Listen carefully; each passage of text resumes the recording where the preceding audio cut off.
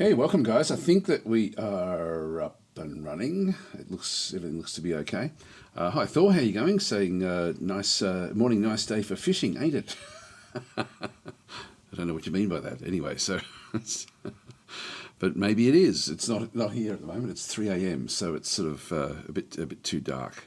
All right, so we're going to be having a talk about Age of Wonders 4, the Archons, because they're 1 week away now, and I've been playing it a fair bit over the last couple of weeks. I've actually had the key for it, and I love it, absolutely love it. So I'm going to I'm not supposed to give reviews or anything like that at this point in time. I'm still under embargo, literally until the pretty much until release, but I will be. Probably not doing ChatTactic next week. I think that I'm allowed to show it at this time next week. So so I will be playing Age of Wonders 4 at that point rather than doing ChatTactic. So just as a bit of an announcement. So I thought I'd actually just go through what we know about the what the game has got. One of the most impressive things about it was I sort of stumbled across a way of setting up games, which I'm really excited about, but I don't think I'm allowed to show that either yet, because there's also the Griffon update which is coming, and that is actually fairly exciting as well. That's the free update. So even if you don't get the deals, you'll see you're going to get a lot of quality of life things actually going to be coming in with your game setups, which is quite nice. I don't know if it's actually from the Griffon update or even before. I may have just missed it some time ago, but I did stumble across a way of playing the game, and I don't want to unwind my version of it back to a previous version to test it out. So I'm just going to be covering that as well, because it allows you to build the world that you want with the factions that you want, etc., which is really, really nice. Really nice, actually. Hi, Miguel. How you going? Saying, I hope you're well. Yes, I am. Thank you.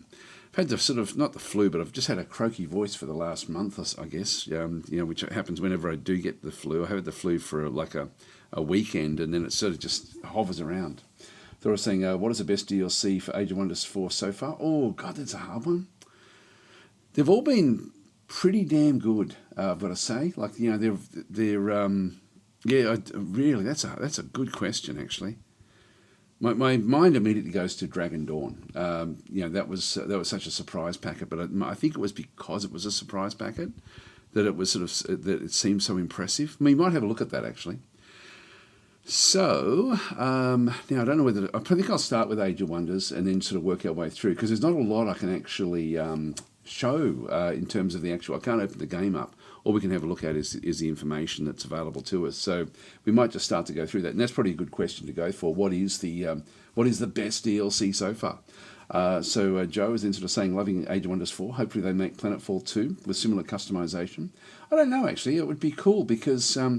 People really look fondly back on Planetfall, and the thing with Planetfall was it was actually built as a test bed for Age of Wonders 4, so they could test sort of surprising and new game mechanics. And so it was actually not really designed with any... I don't think it was designed with long-term stuff in mind, but people love it. So it would be good if they did. It would actually be good if they did. Because I'm sort of thinking that we're getting towards the end of Season 2, I think, of the DLCs for Age of Wonders. Let's actually open up the good old Steam library and go into here, and we'll just go to Age of Wonders. There's a few other games and things that have also been updated, etc. So we'll sort of have a look at those as well. There's been a few presentations put out by the devs. So they've done some dev streams of the Archons, which is quite cool. There's also been some information which has been released as well, just sort of covering what the game does cover, and they're fairly good as well. Like in terms of just going through the changes that are now coming with the Archons. The Archons really add a lot to it. Now, I'm going to include them in my list of what my favourite DLCs will be, I think, because they're up there. So, I mean, the base game itself, of course, is great as well. So you've got sort of like 82%, 81%, which is actually for this sort of for a grand strategy game is actually very, very good. So, so that works out fairly well. Let's just go down to all of the DLCs. I think this will probably be the way to actually then go and do it. So we've got like there's some certain things like the Archmage High, Herald of Glory, and the I wouldn't worry about those. Actually, with these, these are stuff that you don't really need to worry about. So just this is just like cosmetic sort of stuff. And then we actually have the Archon Prophecy, which is coming, of course. Yeah, I'll try to put it into my list of favourite to least favourite. It may be easier to start with least favourite, to be honest, and work my way back through. I really like all of them. Like, if I was still picking them, Dragon Dawn for me, I'll go from top. I'll go from the top. So this is actually the order that they went from Dragon Dawn, Empires and Ashes, back and through here. So maybe I'll just go and click on each one of these and we'll just bring them up and then go back and sort of try to sort of deal with it.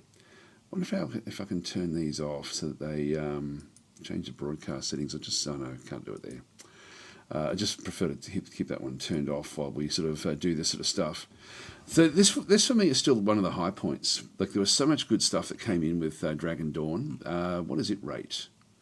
81%. It's funny actually. I would have thought that one would have rated even higher. But this one does allow you then, of course, to build your own dragons. Now, one of the interesting things with the default base game is that there's now so many different ways of setting up the game, and they've just recently changed it so that if you do have Dragon Dawn, it's no longer common to get dragon leaders. So it used to be that nearly every game you played, there was going to be a few dragon leaders in the actual game itself. You'll now find that there's much, much less. They've been changed from common to rare, I think, in the game setup. And again, I can't show this, but I will. I will be showing this when I can stream it next week. So I'll sort of be going through the game setup a little bit as well. I know that some people like me to spend time to show those extra bits and pieces, and I won't spend too much time with it. But I really like the game setup now. There's so much customization you can do before you even start playing. It's really amazing. So anyway, Dragon Dawn, I would say that's probably like let's just call them sort of like A, B, and C sort of classes. That would be an A class DLC for me. We come back down through. It's going to remember this again. Sorry about that. Then we have see all. So Dragon Dawn was a good one in terms that you got to play with dragons and sort of set things up that way. Empire and Ashes, back and through here. I actually really like this one as well, but it's sort of a bit unusual, and I can understand why people wouldn't want this one, because it does introduce firearms and things like this, where you're ending up with essentially almost like a Spanish conquistador type sort of feel to the game. Again, I really quite enjoyed it, and I quite enjoyed just how violent this DLC was. It had a really good sort of feel about it in that sort of sense. You did also end up with the avians, like the bird-like creatures that came in with it as well, which didn't do much for me, to be honest. They did have some interesting mechanics where they could sort of scoot past each other, and so it was easier to set your... or it's easier to manipulate where forces fought because they could sort of pass through each other on the way through. They didn't block the path, which so it's a fairly forgiving one for new players. This particular one, playing as the Empires and Ashes. What does it rate? 84%. So yeah, I would put this on a for my own side of things. I have it again in the A category. But probably in terms of the overall immersion, I would probably slot it back down one just to B at this stage, because I know that some people don't like to have firearms and things like that in your fantasy games. So, but for me, for me this would be an A. But I can see why people would put it in a B category. But it did actually introduce some very, very interesting mechanics with the way it sort of did play with the and again it added a lot to the game. They all have added a hell of a lot to the game. Let's just go back out again and go to our list. Get rid of that. So that was Empire and Ashes. That was very, very good. Primal Fury was one that I really wasn't looking forward to when it did come through, but it's really, really added an awful lot to the game. This one, I thought this was just going to add, just not a lot. I thought it was just going to be animals and stuff like that, but it did actually add a lot of sort of high level play. Actually, what does it rate? It rates 83%. You can see they're all about the same sort of level. The thing I really enjoyed about this one was what it did with your faction, and the sort of the additions that it did bring to the faction. There was a lot of meaningful things, and again, for me, I would still probably, I'd still put this in the A category, and I think that I probably would be more B plus for me personally. But I know that so many people actually enjoy this DLC that just based on community sort of pressure, I would raise it up into the A's. So for me, probably Dragon Dawn is still would still be the top. So this would be my third. Like, it's probably going in the order at the moment that they were released in terms of my own enjoyment, but they're all way, way up there. It's not as if I wouldn't want to lose any of these, like with what's going on. We'll just go back out again. So yeah, pretty cool, that particular one. Get review, zoom back up. So that was Primal Fury. Then they had Eldritch Realms. Now this is one that I would probably rate into the C's, even though it added a hell of a lot of content. And the reason for that, the only reason that I would actually rate this one lower is because of the new content that it does add. You almost have to go into games knowing that you're going to be playing with the Eldritch Realms to actually make it viable. So, for example, the Eldritch leaders really don't do that well on the mundane plane, but the Umbral Abyss, which is sort of on the screen there now, does actually then allow you to play in a way. If you are playing with the Eldritch wizards and units, you can then sort of you almost need to use the Umbral Realm to make it sort of viable. And so for me, it becomes a bit more limited. So for me, this would be in the C category. It's like A, B, or C. It's still good, but it's just it's probably a bit unusual, and a bit like when I used to play Age of Wonders 2, or Shadow Magic. There was the Shadow Realm from there. I didn't like that, the Shadow Realm, and so I preferred other things rather than the Shadow Realm. And this one actually sort of brings the Shadow Realm in much more fleshed out than it ever was in Shadow Magic, and like from back in 2005 or whenever that came out. But it's still for me, it limits the game to a degree, just because of the Umbral Abyss that it does actually sort of add in, which is a new plane of existence. And again, I prefer not to play with it, just simply because it's like if you do actually have Eldritch wizards, they're going to struggle on the main map if they don't have the Umbral Abyss. And if they have the Umbral Abyss, then it sort of changes the balance of the game. So for me, this would be a C. This one rates 72. So yeah, other people are sort of thinking the same thing in through there. So that for me is probably the least of the DLCs. It's still a good DLC. It does bring the ant people and stuff like this in as well. So I think it does. I think that's where they actually arrive from. But anyway, that's for me is probably the weakest of the DLCs in terms of the actual what it does to the game. But having said that, it does add a lot of content to the game, like a hell of a lot. So I think this is actually one of the more expensive ones. Get rid of you again and go back up. So if we just go back to see all, yeah, Eldritch Realms. So what they've done is they've got like a Dragon Dawn is $15 Australian. Then it's like $30 for the Empire and Ashes. And so when they were introducing like difficult content, it would be more expensive. So yeah, I would definitely be popping the Eldritch Realms down as a lower, that would be, of all of them, that would be the one that I wouldn't bother getting if I, just based on even on the cost as well. Like, it's more expensive because of the amount of content that they actually added with it. But what it does to the game, I don't think it adds to the game as much as the others do, to be honest. So so I'm thinking Eldritch Realms would be probably my least favourite. So. And then we've got the Ways of War. Now, these were interesting. I was really looking forward to this, and I do like it, but I don't love it. So I'd be putting this into a B category, I think, in my head. Again, I would be wanting all the DLCs like with the game, but this, if we're just categorizing which ones I think are the best of them, and the reason this one, it takes it into more of an Eastern sort of mythology sort of feel to the game. And to be honest, I prefer the Eurocentric fantasy games. So for me, the Eurocentricity in terms of either Norse or Celtic and things like that. I sort of like the Tuatha, the Irish sort of things, and I guess that's just that's where my roots are. In terms of where my family's from and things like that. So I sort of end up gravitating back to those. So the more Eastern sort of mythology, I'm interested in it, but I don't know if I want it in a fantasy game. It sort of, for me, it sort of takes away a little bit from the from that purely Tolkienish sort of feel to the game, if you know what I mean.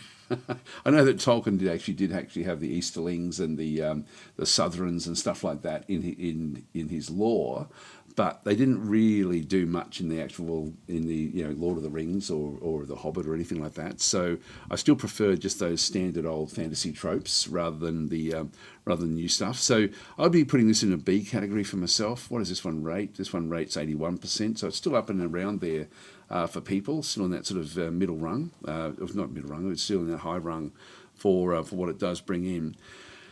It does add some good content, so I would certainly have this higher than the Eldritch Realms in terms of the DLC with what it actually does bring in.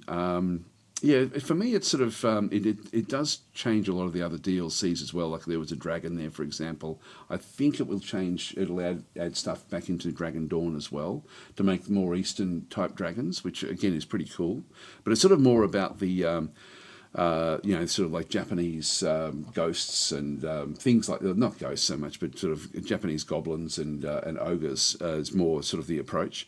So it's still useful in terms of it being in terms of it adding a lot of content to the game. And I do like the idea of having the ogres, but I was sort of more hoping that they'd be more ogres from the west rather than from the east. And it's not. It's just what I prefer. And also the monkeys, like the symbians or simians, really do nothing for me in terms of a faction. So I've got zero interest in playing as them. But again, I know that when they were coming, there's a lot of people really looking forward to this. So it's just not for me, and just because I prefer to be playing like a Tolkien type game, is really the only real reason.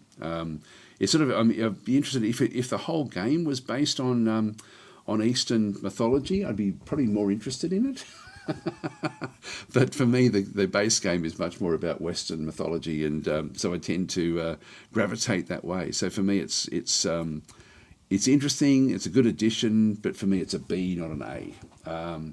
So we've got that one through there. We'll just go back out again and get back into the last one. And then we've got one more. Yeah, Giant Kings. This is definitely an A as well. So this one adds a lot to the game. So Giant Kings. Of course, you then have the giant rulers, and these are quite immersive as well. And these have also been changed, I think, from being prevalent to being rare when you start a new game. So they're coming through. What do these actually rate? Just get rid of that one again. So this one rates 87%, so it rates way up there. So people actually, I think, prefer this particular DLC. It's a very good DLC. You've got the different types of giants. I don't know if I'm allowed to talk about it, but I think I will anyway. One of the things I loved about the Archons, which is the one that's coming, is the fact that they had those giant sort of like Colossus type units, and then they became, in Age of Wonders 3, they became undead. So they were, like, you had the Colossus undead Archons back in like as an undead faction in Age of Wonders 3, and so I don't know if I'm allowed to talk about it. Let's just say that you can sort of play as a Colossus in the coming DLC. But I shouldn't really talk about it. So it's sort of this. So this is actually an interesting combination. Having said that, I'm not, when I do my playthrough, I won't be playing as a Colossus. It's still at its core, it's still just a giant. So Giant Kings did add a lot to the game in terms of what the giants can do. Certainly changed the way that you played the game because it had a lot of positives, but also some negatives as well in terms of of your approach in the game. For example, the giants cost mana to just keep them on the map, so you had a constant mana drain just by playing as a giant. But they certainly added a lot to the game. So the giants don't change with the Archons, but there is some content in there that does allow you to essentially play as a Giant King with the Archon DLC, and in a cool way. So for me, that is an A as well. So let's go back to our list. I will talk about a little bit where the Archons fit for me as well. I can tell you right off the bat, I love the Archons back in the early games, and so for me the Archons were I've been looking forward to these ever since they were sort of announced. So with the Archons coming, Archon Prophecy, which comes out in a week's time. It says the 12th of August there. That's for me here in Australia, I think. It'll know I think it knows the date that I am. Like it's 5th. So we're looking at 7 days time. So I should be able to play that this time next week. That's what I'm thinking. I'm going to be able to then go and do these. And we'll talk about what the Archons are going to be bringing, because that's really sort of what I wanted to talk about today, just with what it does bring. From what I have played so far, I am super, super impressed with this. This would be an S, like the superior one. I think this will go straight to my favourite category in terms of the DLCs. It adds a lot of immersion, and again, I think I'm sort of clouded with my own feelings about it. It's sort of like there was some games, for example, introduce like you've got men, and then you've got the what are they called in Lord of the Rings? Like the Rangers, I forget what the version is. So you've got like the sort of the high men that are actually in age in different games, but also in Lord of the Rings. These don't have the high men as such, but the Archons do actually have abilities, and we can see that like when we actually have a look to see what they actually introduce. They introduce a group of different. I don't know if we can sort of see this one. Maybe we'll sort of talk about this one. But this for me is probably going to be the best of the DLCs. I think, just in terms of what I've sort of seen so far. I really enjoy the difference that they bring into the game. There's a lot of stuff that they bring in, and look, it's all been spoken about. This game plans to unlock in approximately 7 days. Is where it's there now. The 12th of August. That's for me here in Australia. That will be what would be for you guys? That'll be the 11th, I think. I don't know if it comes up with the 12th for you guys if you're looking at this as well. I'll just read a few of the comments and just see if there's anything about what we've spoken about that that we need to address. So, hi Louise, how you going? And Sketic. Tenru is saying, "Hey Daz, how is the paradoxification of Average Wonders 4 going?" Tenru, you are banned. It's the best game ever made. Hi Silvercall, how you going? Silvercall saying, "I'd be intrigued to know how many people have this game in both expansions at full price. It's nearly £150, which is a lot. Which is a lot of money." Hi Bubo, how you going? Saying, remember I turned that key for Emperor of the Fading Suns since I already had it. If you need a key for today's marble run, yes, I'm going to give that one away. So thank you. I don't know if I responded back about that, but I did see it in my. I don't depending on when I look at emails. So sometimes I can respond back and sometimes I can't. So I will be giving that away. I'm going to be talking a little bit about Emperor of the Fading Suns as well. So thank you for that, Bubo. Supergirl saying, "Sorry, both expansion passes." Yes, I know what you mean. Yep. So rather than there's a lot of what there is there's expansion passes which give you collections of DLCs, and so we've sort of got we're in the second one now essentially with the Archons. So there's been 2 expansion passes, which is the cheapest way to get all of the DLCs. And again, I think they're all worth it. Like they really are. The only one that, as I said before, that I probably could do without would be the Eldritch Realms. That's just because it adds content that I'm really not that interested in, but it still adds a lot to the actual game itself. Thor was saying, Boobo, I could use it. Well, you have to win. You have to win to get the prize at the end of the session. So, Kuja was saying, don't let peer pressure win. Well, I like to consider what people... Because quite often, when people argue a point about something, it does change my perspective on it. So I do like to consider that. Like certain people really don't like certain games for different reasons. And, I'm thinking... battle mode, for example, doesn't really rate Age of Wonders that highly because the tactical battles take too much time, and I can understand that. If you don't like the tactical battle system, or if the time factor it takes to play out a tactical battle in Age of Wonders is really, really, quite an investment in time. But I actually really, really like that aspect. I love just how detailed the tactical battles actually are in the game, and just how hard they are, to be honest. So for me, that's a major, major plus in the game. But for a battle mode, it's sort of like it loses a lot of its pacing, the actual game pacing. And again, I can see people who can see that perspective as well. But for me, I love it. Other people don't, and so I do like to try to at least understand why people think about certain things about games. Particularly people who like the same sort of games that I like, and battle mode certainly in that category. We have a lot of games that we both really enjoy. Hi Brian, how are you going? So Thor is saying there aren't any DLC for Age of Wonders 4 that actually changes the core game, or is there? They all add a faction and a campaign, right? In terms of the core game is always the core game, and so you can still play very, very effectively without any of the DLC. But the Dunedain, that was the name. Sorry, thank you, Kujigur. So there's nothing that really... There's the additional stuff, and it's sort of funny because, for me, when Paradox tends to add DLCs to games, they're not as meaningful as some other sort of DLCs. I've got to say that for Age of Wonders 4, these are the best DLCs of any game, and I really can't think of a game that has actually added a collection of DLC like this that has just enhanced it to the degree that what they've done, what Triumph has done with the with Age of Wonders 4. I really struggle, and my head goes to games that have also brought out different DLCs. For example, Warhammer 40,000 Gladius. That's got lots of DLC, which I love all the DLC in that game as well. But they just added factions. If you know what I mean.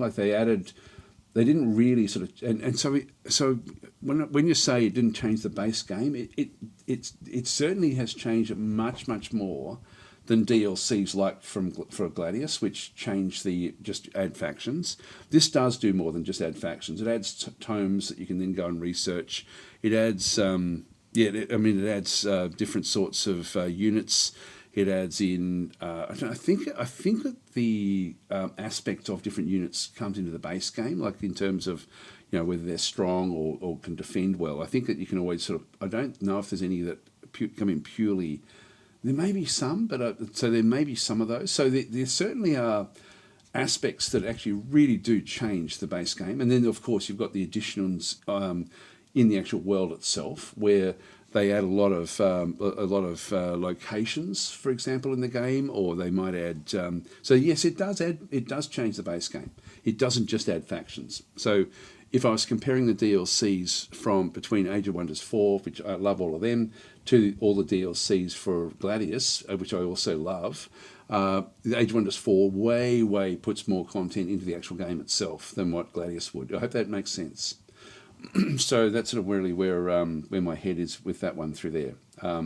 Yes, and then Kujirim did say the Dunedain. That's the faction I was sort of thinking of, where they're men but at a higher level. And the interesting thing, there we go. I don't know what that was. There's something gone wrong there. I'll just go and click back over. So something went wrong with Steam. It wasn't the game. Hi Jerry, how you going? Saying really excited to get back into Age of Wonders 4. Currently playing Dominion 6, and wow, it's amazing. Yeah, Dominion 6 is a great game. Actually, I've got to continue on my game with that as well. I'll probably do that this week. I think I keep on forgetting that it's there, and having a lot of fun with that one. With Dominions, it's a great game. It really is one of the best Fantasy 4Xs. Yeah, something's gone wrong here. Not sure what's going on. I'll just go back out. We'll just leave it there. That'll be fine. All right, so Jerry's into saying, did you see the new update for Field of Glory Kingdoms? It adds cool things. Yes, I will go through that as well. Actually, I was watching a stream actually on the Slytherin channel before I started my stream the other day, and there's some really good discussion with the and it was Sergeant Z-Dog, who's one of the streamers over there, hadn't really played Field of Glory, so he was sort of new to the game, and there was a lot of comment from the community that was actually sort of going through little bits and pieces. I learned an awful lot. It's a game I play a lot, but there's certain things in that I didn't realise. So I'm going to impart some of that knowledge across today as well. So I was planning on having a look at Field of Glory Kingdoms. Miguel is saying on my Steam page it says 12th of August also, and I'm in Portugal. Oh, okay.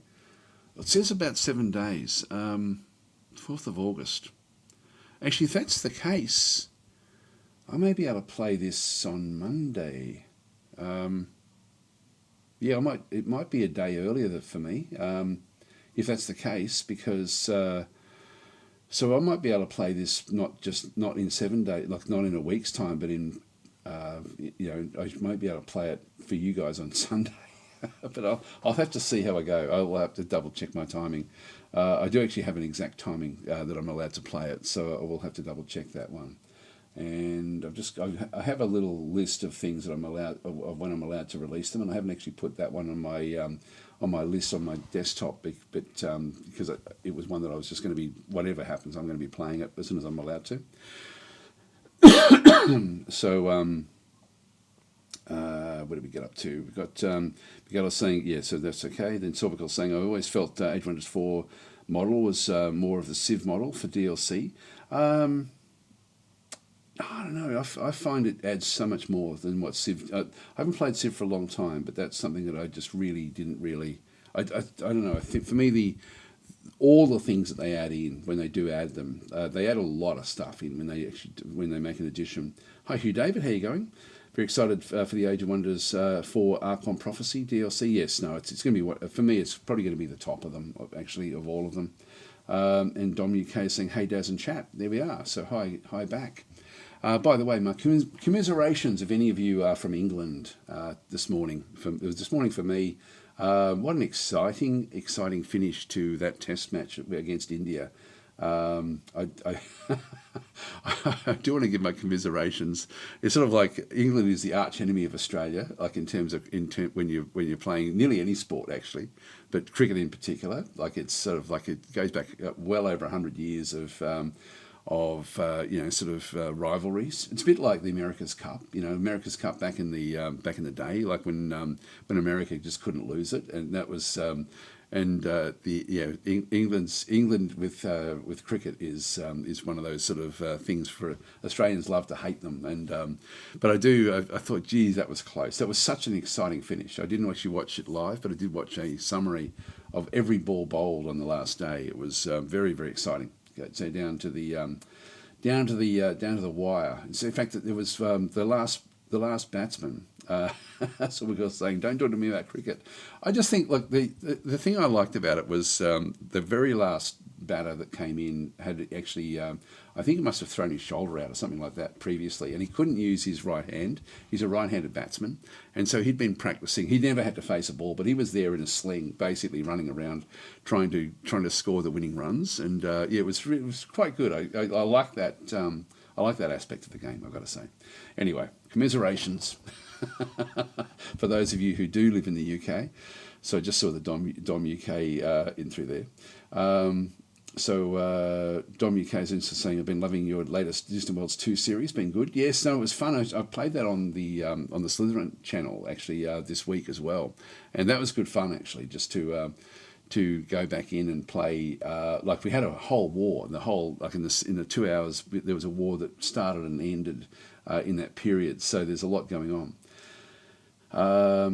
And so it's Dom UK saying it was a draw, so not that bad, but great ending. This is back to the cricket. It was a draw for the series, like it was a 2-2 series draw. So India needed to win to that last test match, but that was a like from India's perspective, that was a great win. And they didn't have their best bowler. The best bowler in the world is an Indian bowler, and so Bumrah, and they didn't actually have him playing. They really, India did an incredible job, I've got to say. Like, it was it was really close. That was exciting. 5 full days of playing at one game, and it comes down to literally just a couple of balls at the back end of it. It's really exciting stuff. I love that when they have those sort of endings. So people saying, yeah, don't talk me about the cricket, and I watched the last session from behind the sofa with both hands over my face. It's nerve-wracking, isn't it? It's absolutely nerve-wracking. So Bubo saying he dislocated his shoulder trying to save a boundary. There we go, yeah. So he wasn't able to play in the game. Again, you sort of wonder if he had been able to play, because he did that early, I think. So Dominic saying, yeah, even though I'm English, I was still thrilling to watch, and probably good for cricket overall. I know what you mean. Like those sort of games, you can't help but like you're disappointed in one sense, but you do love the spectacle. I remember there was a game in England actually that Australia was playing where it came down to like a last couple of runs, and England won it. And but you think, yeah, it's good for the game. Like when those sorts of things happen, it's good for the game. All right, anyway, we will move on. So the Archon prophecy. Now this is the Griffon update is also coming at the same time. And I will just quickly go through some of these things because there are some good stuff. I'll just go back into, I think this is Dev Diary 48. This goes all the way back to the start of the actual development itself. So what we have through here is we have new ways and much better ways of actually setting up a game. Now, one thing I haven't been able to find is where it tells you the grander world creation stuff that's now coming in or has come into the game. And I don't know if it's stuff that's coming in with the Griffon update or not, but this is actually faction updates where I'll just quickly show these. They've now got a final, after appearance, they've got when you finalise, you can go to advanced settings. You can change your city names, you can change the heroes, and actually design heroes to come in at particular times for your faction. This then means that when you play it, you're going to get exactly the experience that you're looking for. And then also you've got the You've got and with the AI as well. So you'll end up being able to predefine, different ways of really establishing a very defined faction with these advanced aspects. The AI personality, they sort of had that one before. This is like a chivalrous diplomat, so you can sort of tell them how the AI should play the game, and then the AI tone path. So if the AI is playing, you can tell it what order to grab the tomes, because that will then really shift.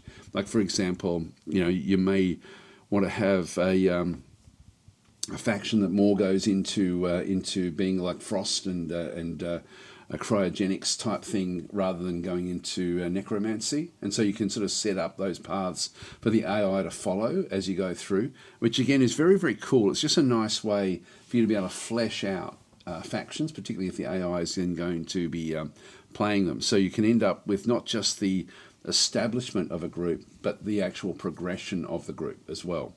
And so I don't know if they're going to have gone back through and done all this for the existing factions. I hope that they have, or I hope that they do. But this is coming in the Griffon update. The next thing we've got is as we sort of go back through, it's just showing the various like city names, the different heroes, and again you can sort of, if I go and click on this one through here. So it's got the heroes that are coming back in through there, and again you can just go and sort of add and edit the actual heroes themselves, so you can actually change what sort of type of hero is going to then come back into it. I don't think it shows the actual heroes themselves. No, it doesn't. Oh yes, it does. So this is actually where you set up your heroes exactly what you want. So you can sort of go in and change the heroes, so that like when you've got the choice. When you first start the game, it is then going to be able to have pretty much everything that's coming back through, what their ambitions are, what their starting equipment is, which is really cool. Again, like it's really quite nice the way that it does work. So they've done a lot of work with this, and again, This is base game stuff, so even if you don't have any of the DLCs, you're going to get the benefit of all of this stuff. This is another one just showing the hero screen back in through there. So in the screen you can pick and choose how the AI will pick the different tomes, so we can sort of see back in through there. Tome of Faith, so starting tome is going to be the Tome of Faith for this particular faction, and then sort of going through the various tomes in through here. One of the things that's interesting about the Archons is that for me it's the first time that I'm excited about playing down in that sort of order and faith path, which I haven't really been excited about until now, because the way they've fleshed it out, it's really, I think that's the main way people will end up playing with the Archon groups, but you don't have to. You can sort of choose any of the other paths as well, and they're all quite meaningful. It's sort of, I'm tempted to not play the order path when I sort of do my content, just so it's a bit different. Anyway, that's that's sort of like, that's just one example of just a final little screen there of a finalised, but there's a lot of stuff coming with the Griffon update, which is really exciting. The world itself now makes more sense as well, like the actual the things on the world. This is the live streams. What else have we got? The music as available if you're wanting to listen to it. That's another stream. So they're doing a lot of live streaming coming back up to it. This is the artwork, which again looks great. Just going through the various, the architect culture is a Greco-Mesopotamian themes. Now, the architects is the new culture style that you end up having in the game as well. And this is really, really quite interesting. And again, it's sort of like you'd be sort of thinking, okay, look, it's if I'm playing as the Archons, I'm going to be playing as something that's going to be good, like a good faction. But it's not the case. In this case, you can still play an Archon architect. It's like the architect culture is really for the Archons to a degree, but anyone can actually play them. But they've done it for each of the like you've got order, chaos, all of the different not tomes, I forget what they're called, specializations are all actually covered and in very, very meaningful ways. And so if like when you choose architect, you have to then choose what specialization you're then going to sort of be going with, and you can sort of see there the 6 specializations in through here with different abilities that they then sort of add in, and they do change the actual units that then come into the architect culture. The one thing I'm not super comfortable with the architects is that the tier 1 units, I would have sort of assumed that they would have had shield units as the as their fighter unit, but they don't. They've got like essentially like a what are they called, like when they sort of rush in, a charging type unit rather than a shield unit. So I was thinking it'd be more defensive. At tier 2 they get the defensive unit, which is this one through here. So they end up with like a scout unit, which is really quite a good, it's a very good scout unit. So this is probably all the factions. This scout unit would be something I would probably build more than just one of. They do have a support group, which I think is supposed to be this one through here, but they tend to be having a staff. So this is sort of early days, I think. Then they've got sort of like the hammer wielder, which is the charging unit. So they're your tier 1s. You've got your tier 2s with the archers and the shield unit, and then you sort of go up from there with sort of like more of a magic user type unit back in through there. This is going through the scout. That's going through the support. Not sure what that one is. Anyway, that's the tier 2 unit with the shield. It's they've done a good job of this. Very, very good job. Just going through the basic units. These are the tier 1s back in through here. Tier 2s and 3s back in through this other side as well. Again, it's they've done a really, really nice job of this as they sort of bring things through. And these are just showing humans. So you can play as any of the chassis, essentially, like whether it be human, dwarf, ogres, orcs, whatever it might be. You can actually play with the architect's style with any faction. You've got chariots now as well. Now I don't know if I thought chariots were coming in with the Griffon update, but I may be wrong about that. I thought that was a Griffon update type thing where they sort of end up coming in. So the new forms. This is old news, but this is, again, you've sort of got, like, these are sort of your high men characters back in through here, where you've ended up getting, like, they've got wings that can be applied to them. They essentially are just higher level of humans. they've added new traits in the game as well, and these are part of the base game in the Griffon update, where there's some, you can now actually start to add negatives. I wish there was more of them, because the negatives are, you almost don't want to use them because they can be quite nasty, some of the actual negatives. But the reason for the negatives is they do allow these new units to be able to then sort of use them as well. And so these particular Archon type units don't tend to be using the negative traits. These actually sort of use like there's some higher spiritual traits as well that have come into the game with this update. And then there's a second version of them, which is more sort of like, these are the ancients. These are grumpy and dusty. They're undead, but not in an evil way. And so I don't know if there's any that's going to show. Yeah, here we go. So this is like this is an ancient type thing, where essentially they feel a bit more like Egyptian sort of style, mummification, but they don't have to be evil. They can be, but they don't have to be. So you've sort of got like these two different chassis that now come in, and these do by default have one of the negative traits that it then uses, but then that gives you more positives to then go and use. So you can certainly sort of ramp up your negatives and then end up with the positives then coming back through as well, which is actually pretty cool. So it's actually it is a interesting addition again. I'm sort of tempted to play as those actually, and because there's so this particular DLC adds so many different ways of playing using this new content. It really. It's so open-ended. Like I actually assume, and again, nearly with every DLC with this game, I've assumed one thing, and the game has delivered so much more. And similarly with these ways of playing with the architects in particular, the fact that you can play with any of the specializations, like whether it be shadow or chaos, whatever it might be, and still have it all make sense in an almost sort of Archonish type way, is really exciting to actually be able to play it this way. So it's extremely open ended with the way what it does do, and it multiplies dramatically your way of playing the game, which I really quite love. What else we got there? City and monuments, and so this is when you play as the architects, you are mainly going to be playing it sort of in this like Greco-Roman sort of style, where you do actually end up trying to establish different monuments, and they have a big bearing on the way that you then approach the game. So the architects is the I guess the new culture. So when we talk about the Archons are the new entities. I guess the Archons are either the ancients or those sort of Siron type, angel type people. But the architects can be played by any faction, which then allows you to then go back to sort of antiquity and do different things through here.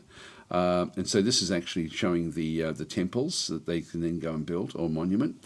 When building your monument, you need the chosen affinity to be recognisable at each tier. So this is actually just talking about the graphics. And so what they end up having is, with the monuments, as you build your monument, when you are playing in the architect faction, you're going to then be able to, these become more and more powerful, and it really enhance your what you then do in the game. And so building the foundations and then building them up into a full-on monument is really the goal of the architects. That's sort of what they try to then go and do. But you then need to have other resources coming in. This is an example of the progression from 1, 2, 3, and 4. As you sort of do it, expensive to build, takes a long time to build, but that's one of the big goals of playing as the architects. Wonders and regions, again, they've added a lot more different wonders and regions to the world, and again, regions that sort of add and change the what's happening around it. So this is where the game does change the world in a lot of different ways. Again, you've got control over how you want things to go there. So you've got a whole lot of different sorts of things that are added in. It's got stained glass effects now that have come in as well, which look beautiful, look great. Don't think we have to worry about that one so much. This is one of the monuments, I think. The Archon Observatory also needed a world map structure. So yeah, we've got that one running through there. Okay, so we've got a blessed climate now, or a biome. It sort of comes back into that one. There's different high-level units as well. I'll be able to show this when I'm allowed to stream the game, but I'm not allowed to show it yet. There's some really, really good sort of archangels and angels. Like, so you end up with these, or the what are they called? The anti-angels. Like they're sort of like the shadow equivalent of angels as well. So there's they're not demons, but they're fallen angels. They're sort of like, you've got angels and fallen angels essentially that you've then got now coming into the game as well, which again are interesting. In terms of wildlife, we've got the Griffons themselves. I don't know if it'll show that. Probably won't show that. Yeah, these are different sorts of entities. Here we go. The Titans have returned from Age of Wonders 3, this time not just as undead, although we did honour the original design with our new undead Titan. So they do actually have both the living and undead. To talk about the progression of the Titans in the game itself, in Age of Wonders 2 and like Shadow Magic, etc., the Archons were living and they were good. They were part of the Archon army, and so they were sort of like they were giants that the Archons used in their fighting areas. When Age of Wonders 3 came out, the story was essentially that the Archons had been destroyed at that point in time, and so the remnants of the Archons were now all undead, and so you ended up with these undead infestations of old Archon ruins, which is what the Age of Wonders 3 Archons were all about, was the undead Titans. And so they had these undead Titans. With Age of Wonders 4, we've now come back and we've still got undead Archons, but we also now have living Archons, which is why we now have the Sirens and also the Ancients in terms of how we can then go and play the game, which is, again, I love the thinking that they've done with this. So they've kept it so thematic and true to everything that they've done in the past, which is sort of it's unusual to see a developer embrace the overall history of the game, which is really, really cool. So they've got those, then they've got sort of like the living Archons as well. So you've got your undead and your living Archons. And as I did say before, you can sort of play with these as a leader. So you do have some abilities there, which I don't know if I'll have a chance to really talk much about. So I will mention it in here. You can play, if you've got the Giant Kings DLC, you can play as, like, these guys are playable as your actual leader if you're wanting to. But you are mainly going to be playing as a giant, not as an Archon, if you do that. But you can still play with Sirens. So you can play with Siren forces, for example, or Ancients, if you wanted to sort of play with one of these guys just to keep it within theme.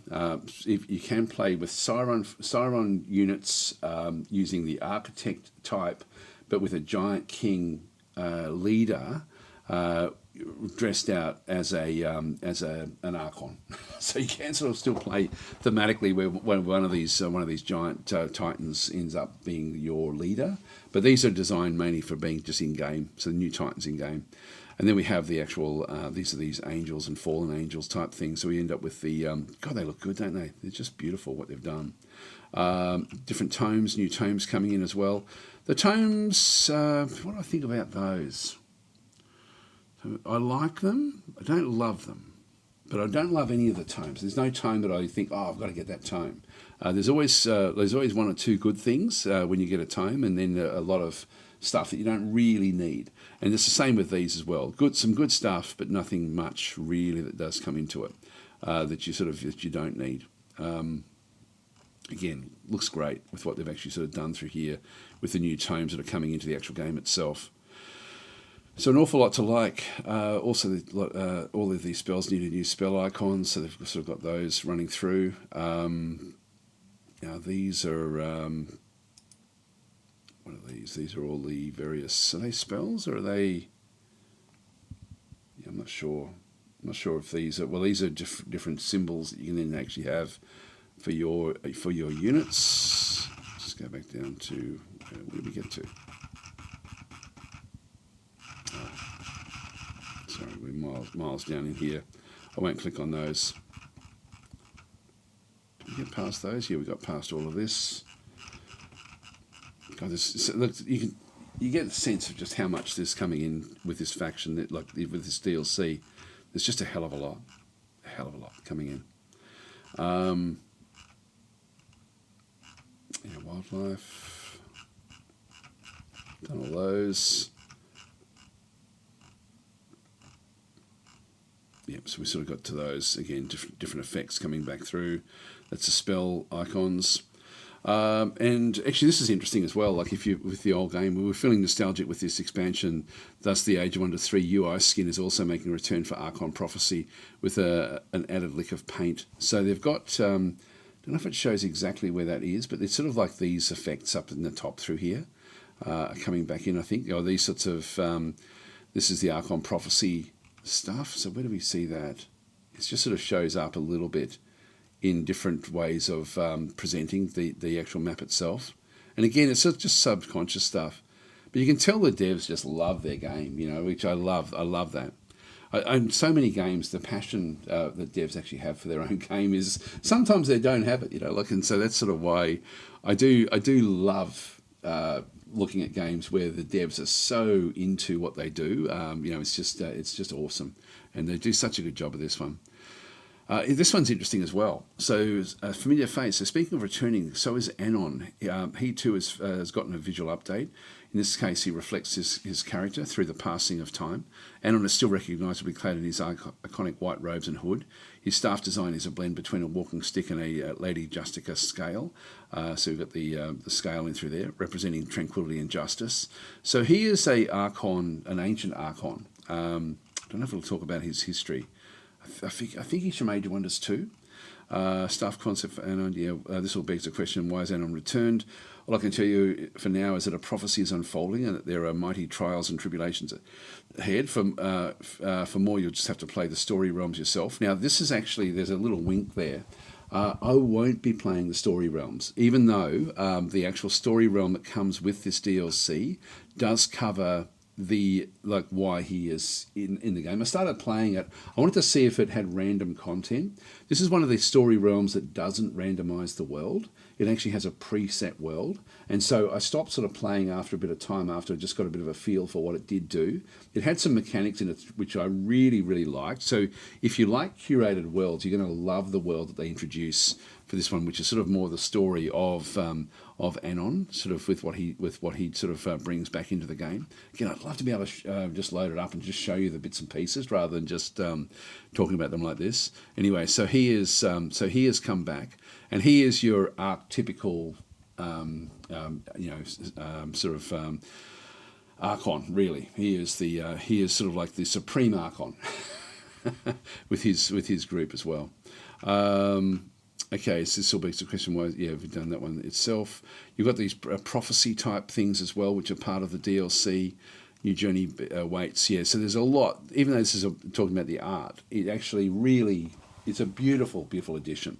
So I think that's probably covers enough of what you can expect with the DLC. Look out for it; it's going to be awesome. And it really, again, for me, like Dragon Dawn was really, really big and powerful. This one as well is really big and powerful. They're probably my top two DLCs that I enjoy the most, along with Giant King. So those three would be the top if I was choosing any of the DLC. But this one I think is a great addition. Like again to and it brings in again so much more than what I was expecting. Like just so much more. It's they really deliver on these DLCs. Anyway, that's where we are with those. So that's Age of Wonders 4. We've now covered that content. We'll move on to other games. I'll just read a few more of the comments. Joe is then sort of saying the level of customization on this game is so well done. The only thing missing is a map editor. Yes, I know what you mean. Well, I wonder because they've done this map. I wonder if there's one in the pipeline. That's a good question actually. Even though there's no map editor, I'm going to be showing, when I can stream the game, I'm going to be showing a way of setting up a map that allows you to do all sorts of things, which is, like even though it's still randomly done, the algorithm for building the map, you can change dramatically. And it's something I was only just come aware of when I was playing this DLC. I started experimenting with it, and it was as exciting for me just doing that as it was to actually play with the Archons. So I'm really looking forward to being able to show that aspect, and I don't think I've seen it sort of really covered anywhere before, which is the new ways of sort of setting up your game, which is really, really awesome. That way you sort of get exactly what you want when you do play. But it's still, yeah, you're right. I haven't seen an actual map editor itself. So Corey's saying 1 in through here, 2 back through here, back through this other side. I'm not sure what you mean by that one. So Thor's must have been something that was said. I don't know what that one is. Full Verse is saying, have you played the DLC? Not only the update already? Yes, I have. I've been playing it a lot since I got it about a week and a half ago, and I've been playing it an awful lot. Probably not so much this week. I played it to death the first week that I had it, and really wanted to get a feel for how the mechanics of it worked. Just so that when I do start to stream it, I'm going to at least have some background knowledge. But that's where I got sidetracked with what I could do with the world, and that sort of so even though I was playing with the DLC a lot, I was also playing with the world generation a lot as well, and really enjoying that aspect. Hi Kat, how you going? All right, so we're going to move on. I'm not sure what you mean by all this dad tactic stuff all the time. I sort of anyway, I'll move on past that one. I actually don't drink beer, by the way, so when you talk about having a beer and stuff, I am wearing shorts. I always wear shorts, but I actually don't like the taste of beer. When will I be able to stream it? Next week, pretty much. I'm thinking it's either going to be next for you guys, either next Sunday or next Monday. So it'll be if it's essentially in exactly a week's time, I won't be doing a chat tactic. I'll be streaming the game. So one way or another, I'll probably end up just streaming it anyway. I think today, like in a week's time, but I may be able to stream it the day before. I just forget exactly when I'm allowed to. I do have a time, but I didn't actually write down the time that I'm allowed to start to stream it. But it's pretty much right on release, right when it's on release. So I'll be able to sort of, it's either a day before or something like that. But it's it's as soon as I can, I will. Believe me. So I'm really looking forward to it. So Kat's saying, I hope I can see it. Yeah, no, it's well, if you're around for the stream, that's when it will actually happen. And Kat's saying, yeah, Age 1 is 3 and 4 are super good. Yeah, 3 didn't do much for me without the mods, but 4 I love without mods. It's just great. So how do you like the prophecy traits? Haven't really sort of delved much into those, to be honest. So it's sort of like like for me, that when I played the story realm, it sort of made a lot more sense than just the base game type stuff. So the Archon story realm that comes with it really leans heavily into all of that, but that's not really the way I like to play. So so what are you all chatting about, says Aidan? This is we're talking about the coming DLC for Age of Wonders 4, the Archons. So the Archons are coming. Anyway, let's go on to another game. We'll go and talk about, there's a few, actually let's just quickly go through the gaming news, and then we'll sort of find things to talk about from there. If I just open up my my library, and I've got a few new games that I've sort of got in. There was a game that the description actually really sort of surprised me, which was Dicey Words. I think I might just show you that. It's a game I'm shit at it, like as in terrible at it. I can't even get past level 2, which for me is actually probably a game design problem, not so much a Daz tactic problem. Because I'm not very good at word games anyway, but it seems like the progression is too hard. I'll show you what I mean. I'll play some of these games as we get through to them, because I'm not going to cover this game as a full on game. So I'll just go in and show this one very, very briefly. But this is actually like it's classed as a roguelike word builder, and for me it's got limitations. But anyway, maybe you guys might like it. I can't play on anything other than easy. Easy is the only difficulty that's available to me, because I can't get past easy. Easy is too hard for me. So I think that needs to be looked at to at least allow it to be a fairly easy progression to get into the game. Because when I start playing it, I really screw up very, very quickly. So you choose sort of like a start, like this is where it's got a bit of a roguelike type thing. I'll just choose any old thing. Just go and grab that one. And so what you've got is you've got like a couple of vowels. You got the different consonants back in through here as well, and you have to make 5-letter words, which is actually not easy. Like if it was 4-letter words, I thought you could just make 4-letter words and just use the points from those. We have to get to 33 points in this case.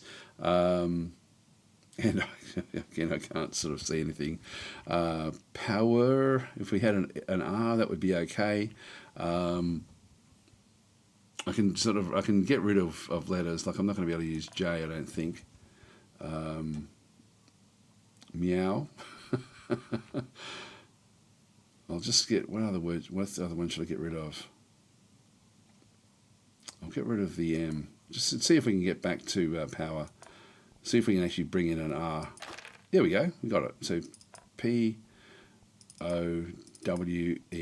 Power. And then that should give me the 33 points. You've got 50 points.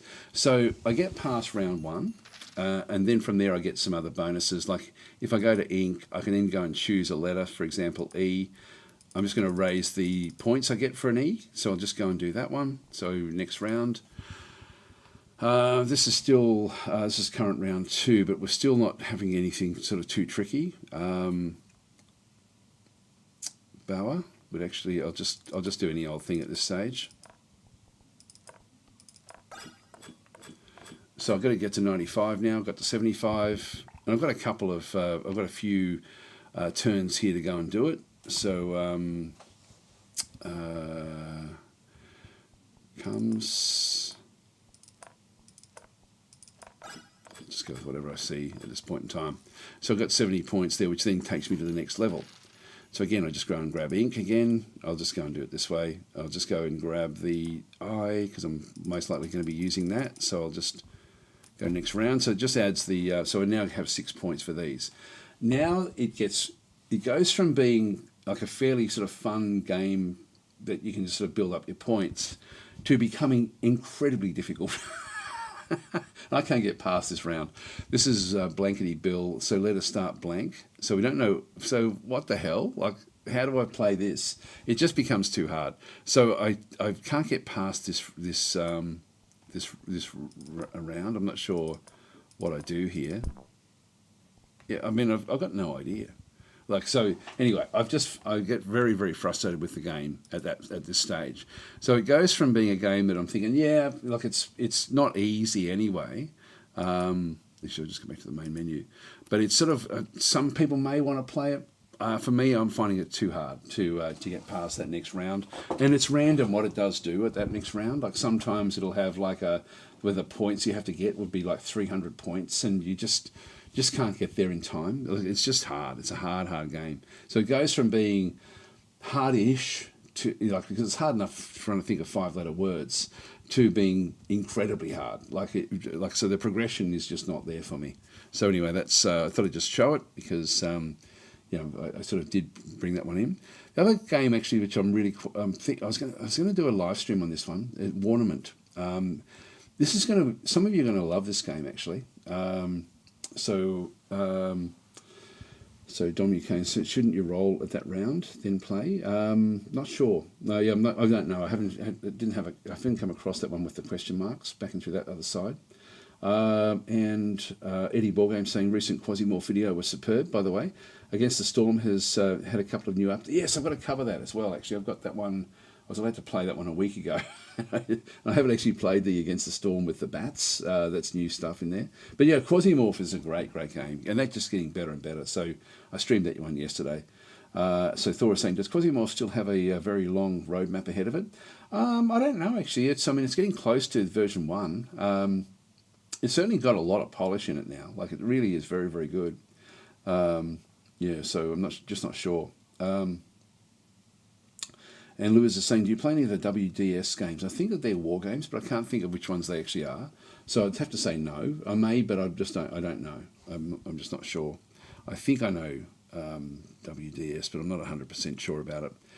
The other game which is coming out actually is Warnament, which comes out in a couple of days. If it's not, I think it comes out on the 7th from memory. Maybe wrong about this. This is actually a labour of love again from a fairly big community on Discord where they've sort of been putting together bits and pieces. This is sort of like a really complex version of Risk, and in a very, very good way. So if I'll just quickly go through what it actually does have. I'll just play it on standard. You've got different maps, like you've got sort of like Europe, you've got Euro 4, and so you can see the number of provinces. The easiest one is just this version of Europe. World map, nearly 3,000 provinces on it. It's also, it's a bit like, if you imagined, Hearts of Iron 4 meets Risk. It's sort of what this game is. That would be the best way of actually describing it. So some of you will like what you see in this game. You've got America there as well, but I'll just keep it on Europe. Sometimes you've got different scenarios. You've got, this is World War I historic, where you actually have historic diplomacy and historic events, or World War I, where essentially you've got 29 countries, the years 1914 with historic, and they've been turned off. So I'll just play with that one. You then can play as any of the actual countries if I go and click on them, like Italy. I won't play as anything too big, but you can sort of go and play pretty much as any of the actual factions or on the actual game itself. Like even things like Portugal, for example, it's only got 4 provinces in it, so it's easy enough to manage at the start. So let's just go that way. Just go standard, just go next. Sandbox, if you put that sandbox on, you just end up with shitloads of money, so you can sort of do whatever you like. Historical mode off, it doesn't have a historical mode in this particular scenario. You can have it so you don't have any nuclear weapons, for example, and then the bots can be peaceful, standard, or aggressive. You can actually go in and change the parameters as well, which is pretty cool. I won't spend too much time with this, but it's sort of what it does do is it's quite nice, like with the way it sort of does work. Each faction has got its own capital. Like we've got Lisbon, there's Madrid back over there.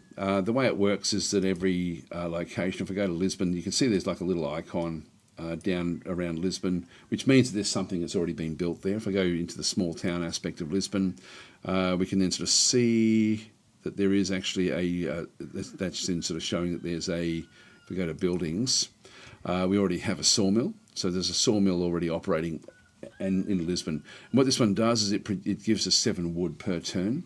So we've got 24 wood, we're getting 7 per turn. So these are the resources, wood, iron, steel, gold, oil, and then cartridges, which is used for artillery. So you do sort of need to get all of these different things. Up the top here you've got money, you've got science and prestige. So there's a lot more complexity than just Risk. With what it does do, and you can then go and add in different buildings. I won't do that just yet. I won't spend too much time with this at all, actually, but because I probably will stream it. If you go and click down here, this is the map modes, and if I just go back out, you can click on resources, and then you can sort of see like there's wood that runs all the way through here, for example. So 3 of our provinces we can sort of then go and make wood. Iron is very important. We've got 2 iron. It's funny because Spain doesn't have any iron, which is interesting. So they actually don't have the ability to get iron effectively, but we do. So we can actually go and build iron mines. Gold, there's nothing close to where we are. It's more going to be back over there. So we don't have any, and this is all random every time you play it. And then oil as well. So we're actually playing as Portugal in this one is actually pretty cool. But if I start again, these are all going to be random, like all the different where things are. So these become sort of like important locations. So we've got iron on either one of those. We've got wood on all 3 of those. This is the only useless one really for us down the bottom through here. So knowing what that actually is, if I just go back to standard mode and then sort of reduce that one down, if I go back to Lisbon, I can actually just go back in to the small town, for example, go to buildings, and then go to plus, and then go and build. So I've got sort of like my mining, I've got my industry, I've got government, and then I've got sort of like more defence. I can sort of do different things where we can actually sort of go and defend the actual lines that separate. So we can actually go in and sort of put blocks on the borders if we needed to. But in this case, I'm just going to go back in. I'll just go and grab a sawmill, for example. This is going to cost me all 24 of my wood, as well as 2,500, and it's going to start to extract iron. So I'll just go and build that one. So that's now all gone, and we no longer have any other ability to do anything else. And so we now actually have an iron mine there. So we're going to now start getting 7 iron as well as the wood. So they've got all this sort of aspect. Other things that it's got the taxation. You can go and change your tax rate. As you sort of bring it up, you'll sort of notice that there should be discontent will then sort of rise. This will then lead to problems. It's not showing it in here, but usually that will then sort of, like, depending on how you tax your population, it's going to lead to problems. And so you want to keep the discontent pretty level, like at 0. So there's some interesting mechanics with this one. Diplomacy back and through here, you've got different diplomatic things. Your population, how many you've got. Your army, sort of, what you've actually got. You've got different sorts of things. You've got basic infantry, shock infantry, which sort of isn't affected by gas or anything like that. Artillery tanks, and then you've got the cruisers, battleships, and aircraft carriers for the for on the ocean. If you sort of if you do have an ocean area, you can build a port, for example, and sort of start to sort of move off.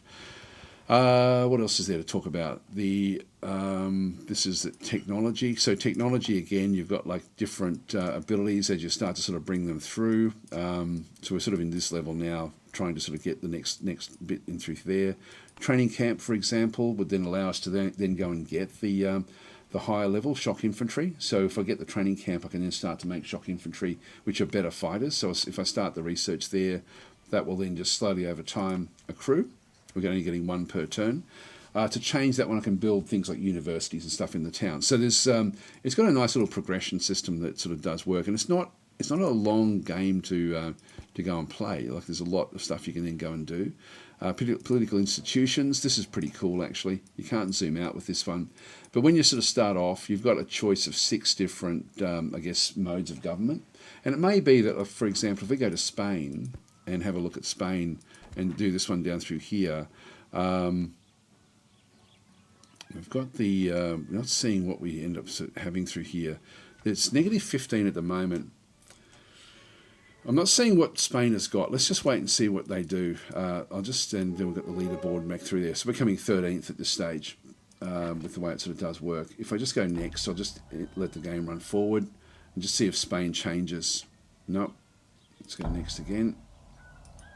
They haven't chosen any particular way. You've got to get to 10. Maybe they'll do it this next turn. Yeah. So Spain has become a democracy because they spent 10 of their points the last turn to become a democracy back and through here. So if we want to be friendly with them, we need to go that way. So if I go back into my government types, so Spain has become a democracy.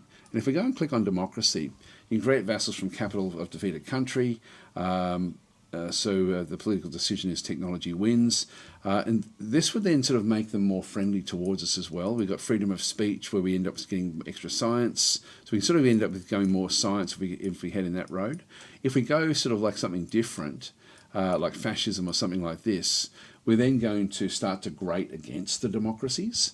And so when you declare war, you get a bonus of attack. So we can sort of go down with the various aspects of any of these different political sort of systems.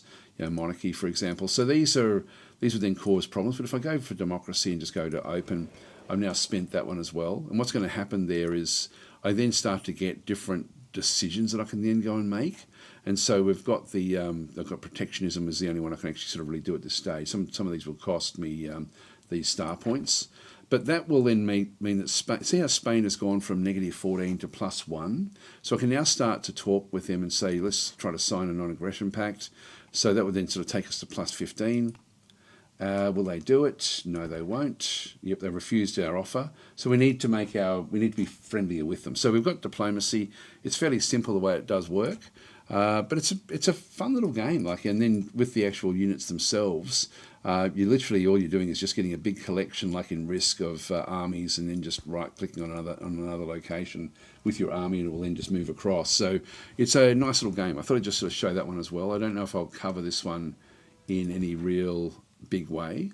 But I thought I'd just show it because I think that a lot of you would be interested in this actual game. So it's coming out, I think, this week. Let's have a bit of a look and see if we can find it. So that's what was it called? It was Warn something. Warno, not Warno. What did I call it? Warnament.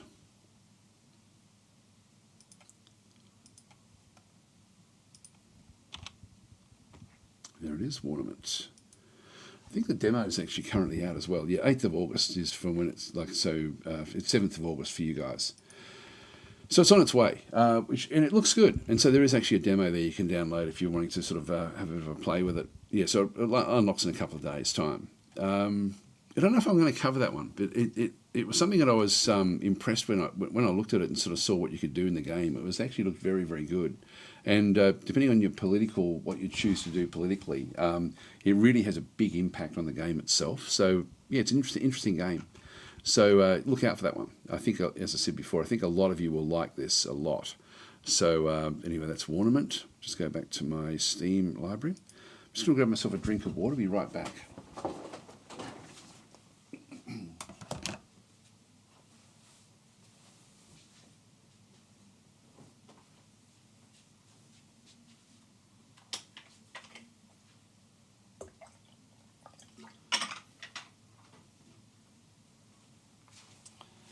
Just take the hoodie off as well. So, wearing one of my new ChatTactic shirts. So get your merch at shop.daztactic.com. So it's a good little shirt, actually. I quite like these. All right, so we've got the so Warnament begins on the August the 7th, and it's sort of one of these games where you can play it, I think, co-op and multiplayer type games, but I'm not sure. It's designed to be played fairly quickly. Now, any comments about that one? So Katzen saying my first World War strategy game was Steel Panthers 2, and I could never understand or win the game. I love that game. It's very old, but hold a grudge on it. One day I'll pass and defeat it. Got it free on an old magazine about games from Spain. I found it at a second-hand store. Oh, okay, yeah. It was Steel Panthers was fantastic. What a great series of games that was. All right, we've covered Age of Wonders. Field of Glory Kingdoms, so I do want to definitely talk about this one through here. This one is new patches out for Field of Glory Kingdoms.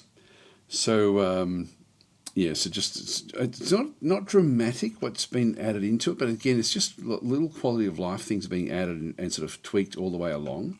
But one of the things that I didn't realise is that if something doesn't cost anything to build in Field of Glory Kingdoms, you can. I shall see if I can load up an existing game that I've got going with it and see if it'll actually work.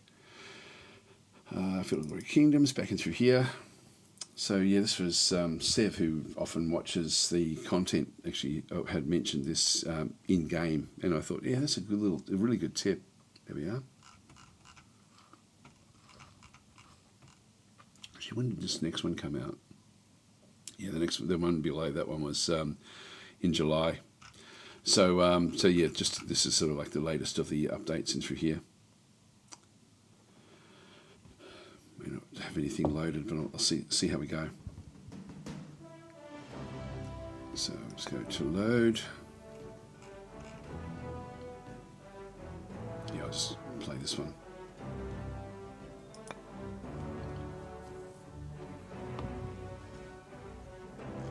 By the way, I do have a mod to change the font, so the font that you're seeing here is not the standard font in the game.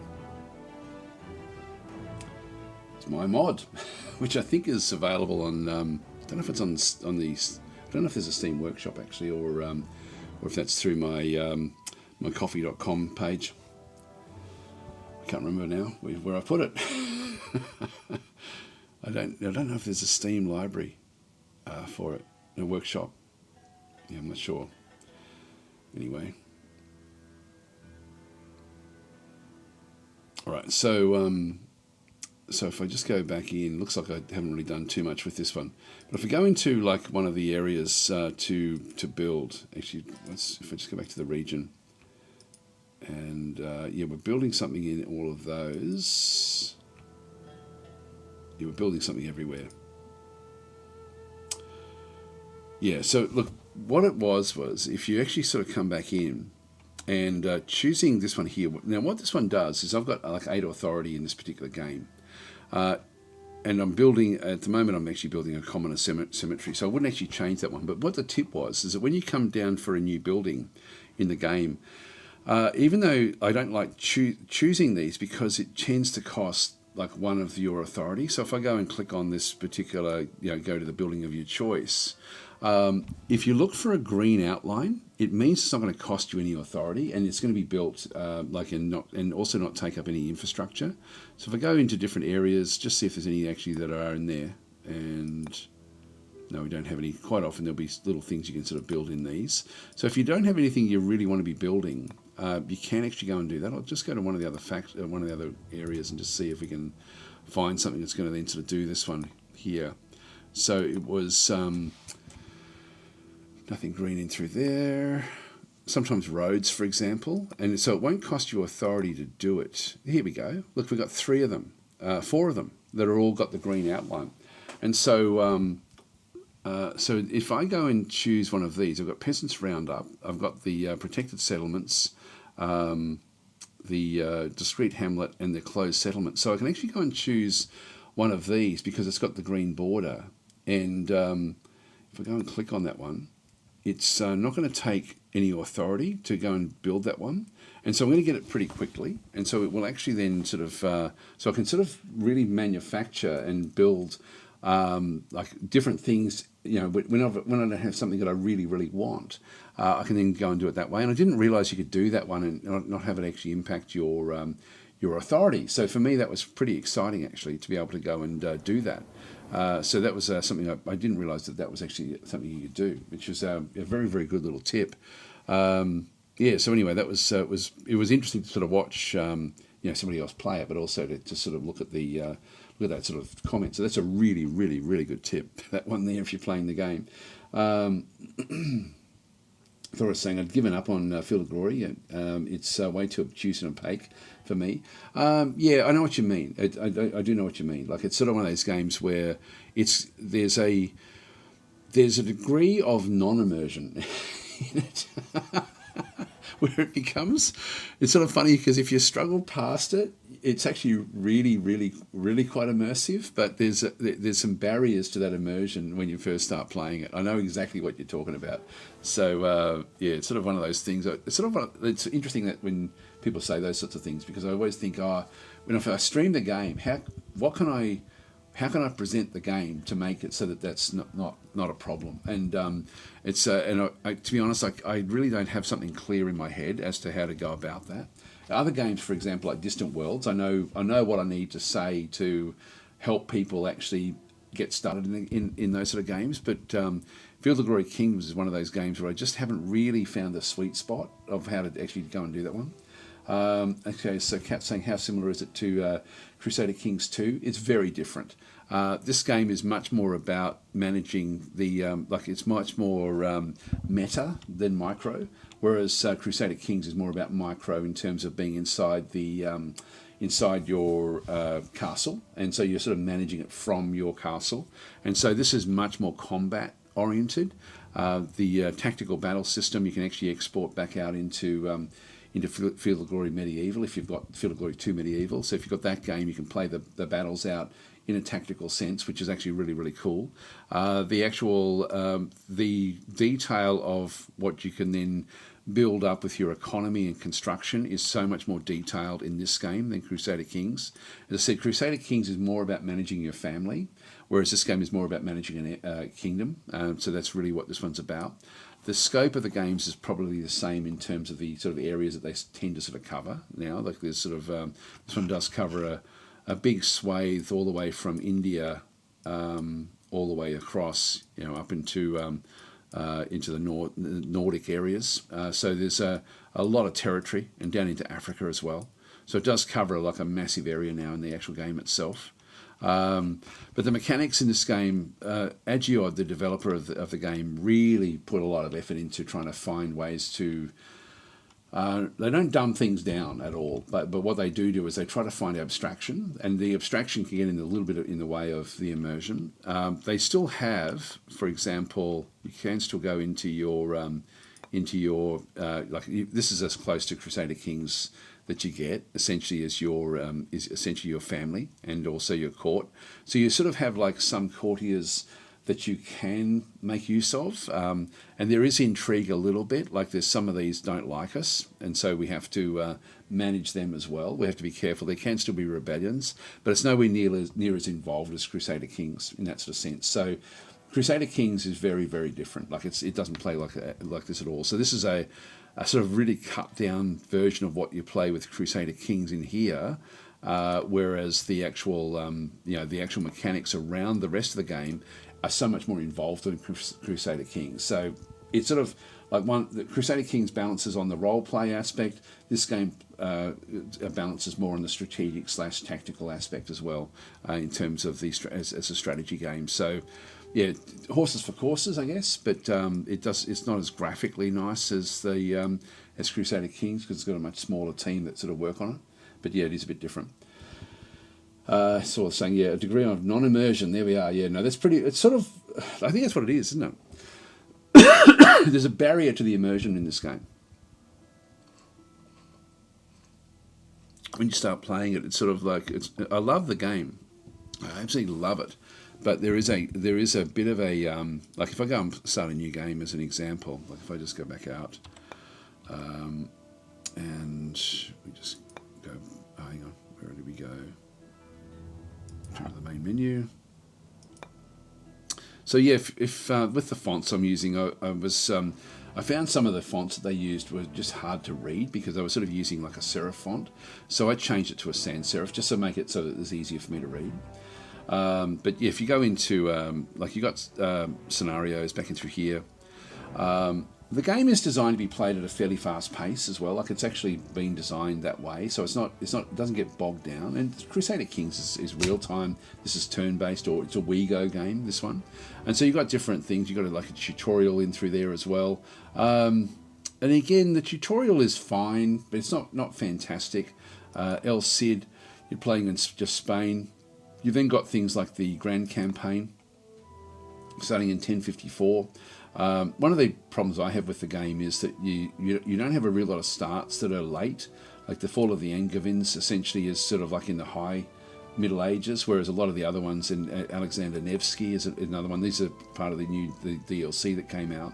But these actually at least start in the high Middle Ages, where you've got like the knights in shining armour. Whereas when you start in the 1054, you really are you're playing a game that is... and even so, the Grand Campaign starts way back here. It'll end up in 1274 is where the game actually does finish. So you do end up in the High Middle Ages, but you start off essentially just with like spearmen and basic. Yes, there's nothing really like the knights aren't the big powerful knights. They're sort of like the early the early sergeants, essentially sergeants in arms. So if I go and start to play this one, if I just go select. It'll bring in the map, so I can then sort of go and choose one of the other factions. Eddie Borgram saying Filigree Empires and Filigree Kingdoms, like the other Filigree series, so it truly shines in multiplayer via Slytherin's play-by-email system, in my humble opinion. Yeah, I have never played this multiplayer. I've got no desire to. I don't really like many multiplayer games, to be honest. Yeah, so I very rarely play them. I mean, the last one I played was Dagger Directive, which is a first-person shooter one, and it was fun. But strategy games, I don't know, I find they get bogged down in them. So we've got sort of like major nations back and through here. These are nations that the game sort of suggests that you look at playing. Then you've got remarkable factions down through here, which have been sort of fairly well fleshed out. There's a lot of them. And you've got other factions. So you can play as nearly anything in the game. There's hundreds of them, really. There's just heaps and heaps. So I can go sort of anywhere in the game and play it. And it's going to have different mechanics, whether I play as a Western European, or if I go into the Middle East and sort of play as one of the Muslim sort of caliphates or whatever they might be, back into this other side. Byzantine Empire is a falling empire at this stage. So all of the different in 1054, there's a lot of things actually still sort of happening at this stage. Go back across, we then start to sort of get into the Indian areas as well. And they all have different mechanics of how they then play, which again is really quite cool in the game. The African tribes back in through here as well. They all have a different mode of of gameplay. If I choose the Normans, Normans are an interesting one because they do actually come in. If you sort of have a bit of a look, you can sort of get a feel for their best units when you sort of scroll around. So you can see that France and Normandy are both on horseback, crossbowmen there.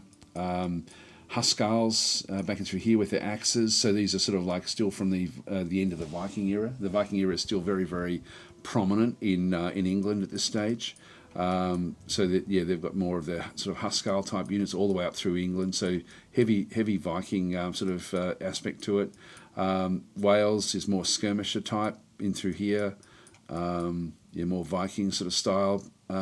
These are sort of like fairly weak, I've got to say. Ireland doesn't have any very good forces. You can see they've got no armour. And this is sort of what you end up, this is sort of like gives you a bit of a good feel as to what you're going to end up with. The Scots with their massive pikeman type units in through here, but only with gambeson, so they don't actually have metal weaponry, armor, but they do actually have like the long weapons.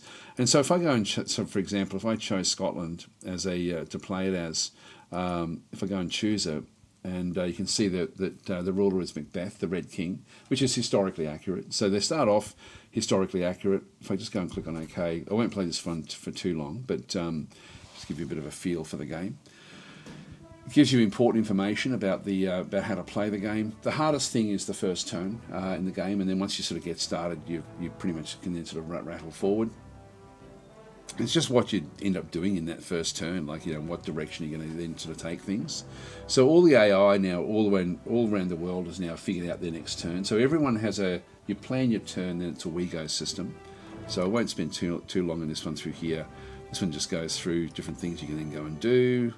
Playing as Scotland, what you've got to be careful of, because it all is very, very different. And so I've got like a largish force here. So if I go to the actual army itself, we can see there we've got the Scottish spearmen. We do actually have some sergeants, so someone on horseback, but these are not knights in shining armour.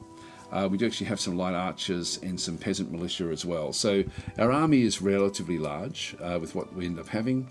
I'm going to get too caught up if I keep on playing, to be honest. But it's an interesting little game. I'm not at war with anyone. I could go into one of these independent areas and try to take it. Again, all the little things like the fact that we're going into a mountain where there's 12 units defending. These all have a bearing on how the game will then sort of play out. So you've got to go in with the right sort of forces to be able to then go and take on a mountain region. There's benefits you have if you defend a mountain. So but it's more about this aspect of moving armies around, building different things as well. Like if I go back into the actual locations, you can see that we've got like one open slot there for Angus. If I go and click on Angus, so I can either go into and build one of these. Again, there's one of those green areas, so it doesn't take up any slots, and that means that if I did pick it from this area, it's not going to cost me anything. So I wasn't really aware of that green border before, but it's a very, very handy little tip. If I go and grab it, they're going to start building that one, but it'll take 15 turns. I can change, what people are doing. Like I can bring one of these guys down, for example, and so this is now only going to be 3 turns to build it. Anyway, it's a very, very cool game, but I won't keep on playing it as much as I like to. I'll exit the game from there. So anyway, that's Field of Glory, which has just had another quality of life type update there. So people are saying WeGo game. I thought it was some Aussie marsupial. Yeah, so WeGo is, if you're unfamiliar with the term WeGo, what that is everyone plays at the same time. So if you have armies marching across terrain, depending on the speed of the armies, they'll meet in one area or another. So it's interesting in that mechanic as well. Like whereas Crusader Kings is real time, this is WeGo. So you plan your turn. Often the turns are like 6 months at a time, and then you sort of end up sort of just marching forward at that point. Let's go and have a look. So that one's out. Terminator Dark Fate Defiance Uprising. Wow, I love this. I absolutely love it. I've been playing this a lot just in terms of my own sort of fun factor. I did cover this in a couple of videos. The first video I didn't get a chance to really sort of show the actual Uprising screen as to where you sort of plan things. But this is, they are making changes with this as well. Let's have a look and see if we can find info about it. That was the release date. They did put out some info. A few hot fixes. I've been listening to your feedback. Yeah, they're quite responsive, these devs. Yeah, so time interval between autosaves. I still don't have much luck with autosaving, to be honest. Enemy spawn guards respawn was removed from all sectors. Yeah, I'm not sure. So they've made it a bit easier because it's a very, very hard game. Balance tweaks on a lot of the early starting sectors, minor location tweaks. So they'll keep on updating. This just came out a couple of days ago. A reminder, quick save availability since DLC release. You can enable quick saves F5, F8 by selecting the custom difficulty setting. However, for the best experience, we recommend playing on the standard, normal, medium, hard, or realistic, where quick saves are disabled. Now, I like to have quick saves, but having said that, I'm not having much luck with auto saves. The campaign is carefully balanced with the intention that manual saving is not available during missions. Don't worry, automatic saves occur at least every 10 minutes. Now, I haven't been able to get the autosaves to work properly, I'm thinking. So I'm not seeing those autosaves, but I have, it may be what I've got set up now. So, but I'm really, really enjoying playing this game a hell of a lot. Like it's very, very cool, very, very cool game. Like with the way it's sort of now, you've got the option to move into different territory and get sort of different builds. One thing I did make a mistake with was that I built my army up too much, and I should have actually gone with less forces when I started to play it. Yeah, what did we get up to? So we've got hi Sithil, how are you going? I won't open it up, but this is a game I could happily play that all week. Really waiting for Age of Wonders 4. But I really have enjoyed this enormously. It's so difficult. It's by the way, one little tip: if you are playing the game, I'll show you. Actually, I will open it up. If you do have the game, and I didn't get to show playing against the Terminators, so I'll show you like a difficult Terminator portion of the game. I think I've still got it where I can actually then go and open it up and have a look at it. So if I go into Terminator, it's a beautiful game as well. Like it's really, really well done. And so I've got a force. This is actually in one of the maps that I've where you end up with different problems you have to then try to go and solve. And I don't know if I've got this one. It's one of the last things I had to do. I may not have a save close to it, but there's these towers and they're almost impossible to take down unless you do a specific thing. So I'm just going to get into the campaign. So this is the Uprising DLC. Load the game, and so I'm sort of in the middle of sort of starting a new area. I do have a quick save one there. Auto save.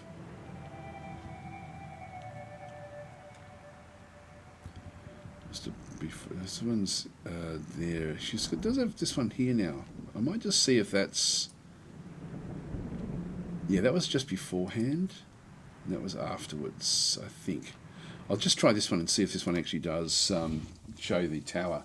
Because if you are playing the game, I think this will make life difficult for you when you come up against the towers.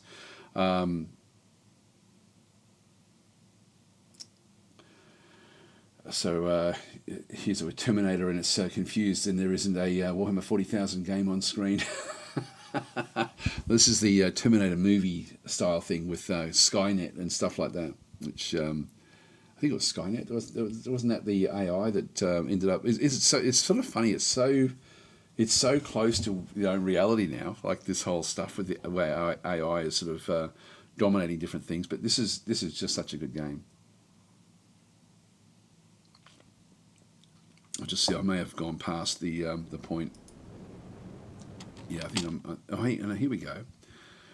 Yeah, no, I've already done it. I think.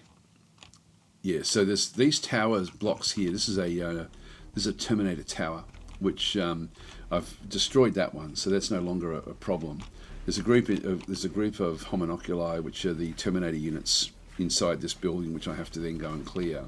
And it's really a matter of using the right forces for the right job. There's a tower there, which I've already taken out as well. I'll just see if I can go and get another. Let's go back to the previous load. So that was, if I go to there, this will then show those towers just before it did come in.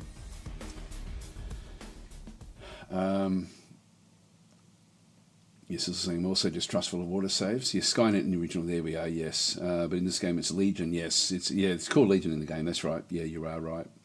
Someone was saying didn't realise things were so dystopian in Australia. Dom UK is saying AI is so poor, I'm not worried about Skynet. Just look out for cyborgs with 6 fingers, and then you'll sort of know that you're dealing with an AI. AI is just going to get improve and improve. It's interesting how it sort of will develop, I think. This is one of the Terminator tanks. They're coming. Yeah, I'll pause it here. So this is actually so it's a tactical pause. So it's certainly it's too difficult to play without that. I haven't picked up this particular one because this turret here. This is going to be very, very tricky to take down. These are really hard in terms of gameplay. We can see there's the turret there has been destroyed actually. So I did actually end up destroying that one. Here we go. So I've taken that turret out. I haven't tried to take this location or this location, so B or C. I've already taken out. I just got to double check. I do actually have a force of rangers down through here. Now, if I move them into where this turret can see them, they're going to get smashed. So what I could try to do is rush across to here with the rangers, but they're going to be destroyed. I'll sort of show you what I mean now. There is another group that I had this way there. They're not doing anything. It's okay. So they've got heavy weapons.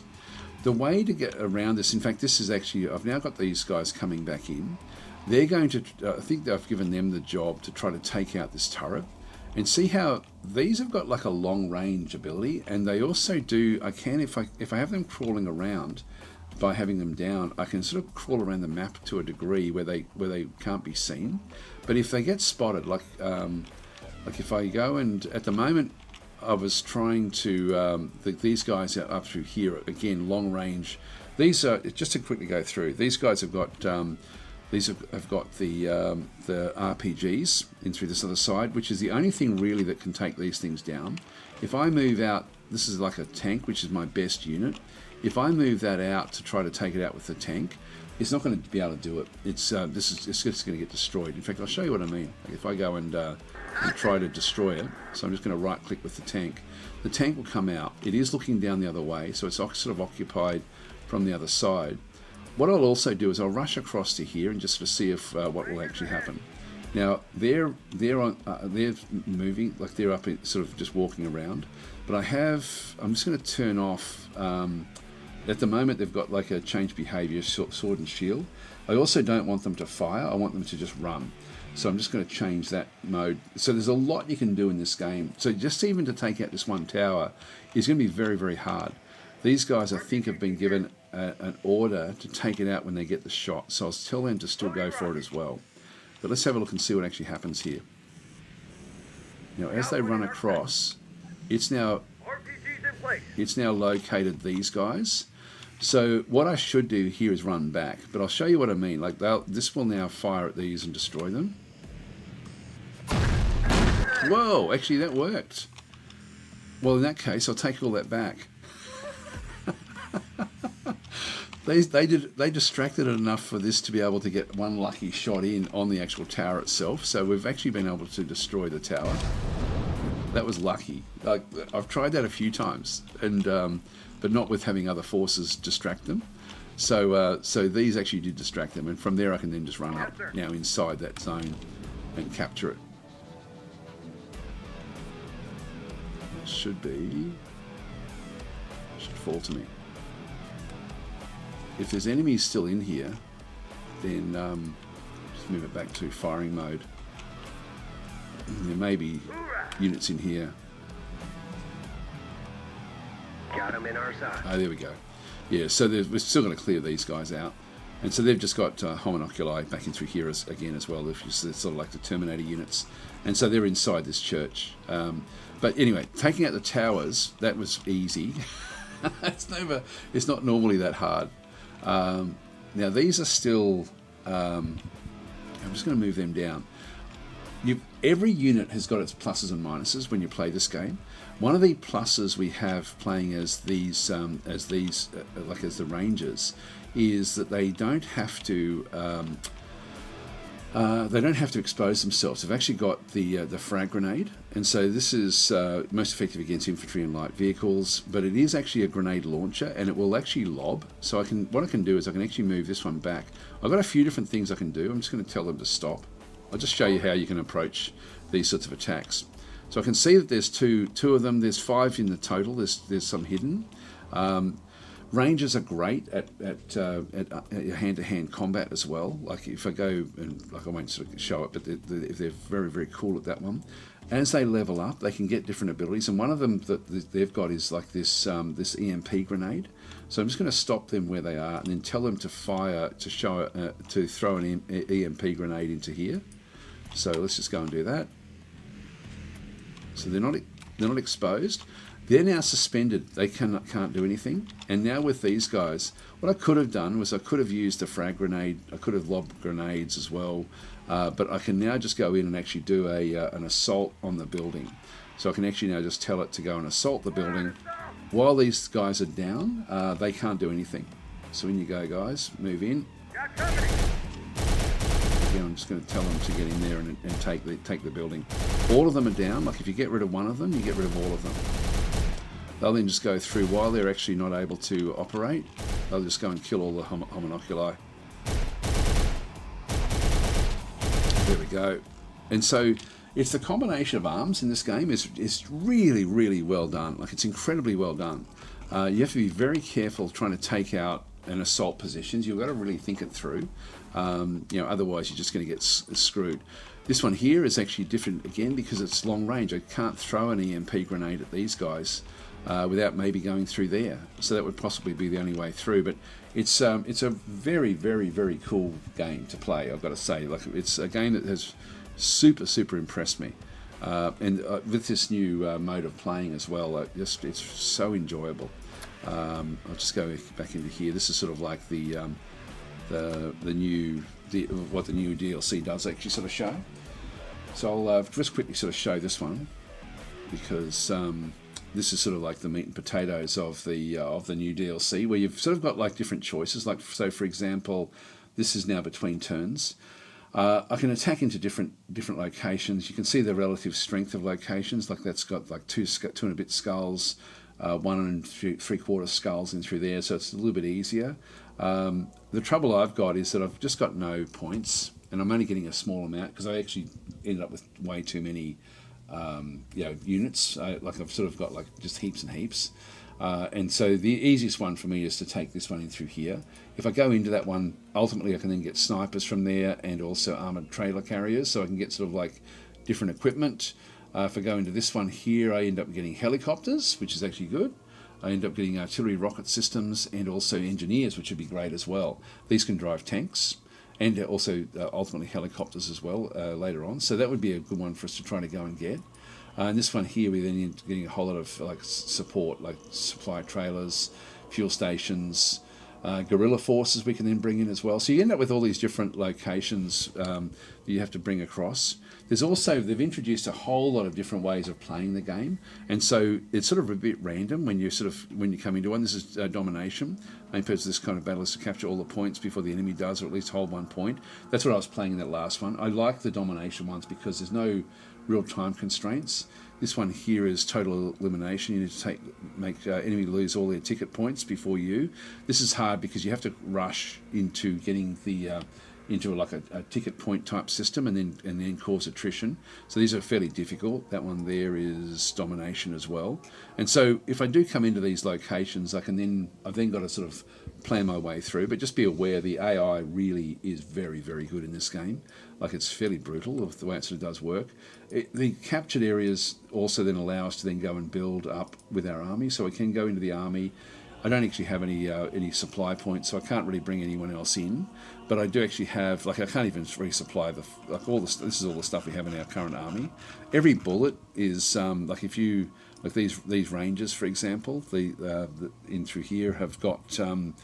I've got to try to give them more bullets, and so some of their they've still got like EMP grenades that they need to get, frag grenades. If I try to go and resupply, it's too much money. I don't have enough. So I don't have enough supply. And that's because these are all, everything's costing me a supply, and so I should go in with, I should end up getting rid of a lot of my units, but you can ultimately then trade them and sell them with other factions, but I'm not close enough yet to be able to do that one. So I made a mistake initially when I first started playing the game. This particular round was to bring in too many new units. I just added more of them. But one thing you do need to do is get those the RPG guys. They can drive vehicles as well, but they do also have like a long range way of being able to destroy vehicles, which is important. And yeah, so that's a really awesome game. Really can't recommend this game highly enough. Thoroughly enjoying it. Anyway, let's just go back out and quit. You've had so much fun with this. Like it's that's been very cool. I'm going to have to sort of start to move things along a little bit here, but I'll just exit to Windows. Yeah, it's a beautiful game to play. It's not easy. Go back into here. Well, we've done 4. Dagger Directive again, just more blog posts about, and it just gets a little bit better each time. Quasimorph, I played that one yesterday, so have a look at yesterday's stream if you're wanting to look at Quasimorph. It's a very cool. So Thor is saying, is this better than Starship Troopers? Yes. In my opinion, the trouble I have with Starship Troopers is that you don't have active pause. When you're playing Starship Troopers, it's a really good game, but without the active pause, it just means you have to always be on guard and looking for things. And so whenever I play Starship Troopers, I've got to play that a few times for Slytherin in the coming month, and I'm not super looking forward to it for the simple reason I just don't have the reflexes to be able to play those sort of games. So for me, I can really plan through what I want to do with the Terminator, and I do like to have the quick save on so I can save scum, because it's brutally hard. Like it really is very difficult. Marmoff is saying that looks intricate, like there we go, like Men of War. Yeah, so you're not the first person to say that.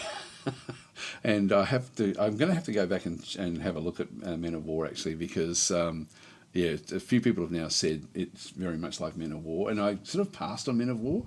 I do actually have it, but I don't even think I've got it installed. Men of War. I have Men of War 2. Is that the most recent one? Last played in May of last year. I played it for 7 minutes, so not really enough time to check it. I'll have to check and see. I think that's this must be the most recent one. Yeah, this is apparently this plays very similarly with what it actually does have. Is there DLC for that one?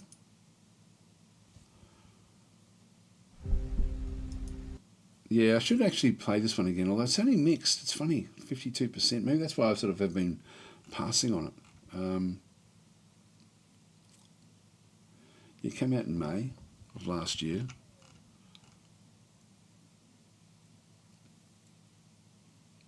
Yes, there's a DLC there, but I don't know if that's going to sort of change things. Yeah, I'll have to have a look. I mean, the fact I've got it installed, it's not as if I have to install it. So I should actually have a look at that. Let's go back to the library again. All right, so we've got the Terminator Dagger Directive, Quasimorph. That's just getting so good now. Retro Command. I haven't played this for a long time. That was interesting. I should have another look at that one. Norland, back in through here. I'm actually going to, looking at the time, guys, I'm going to have to not do the giveaway today. I don't think I'm not going to have time, unfortunately.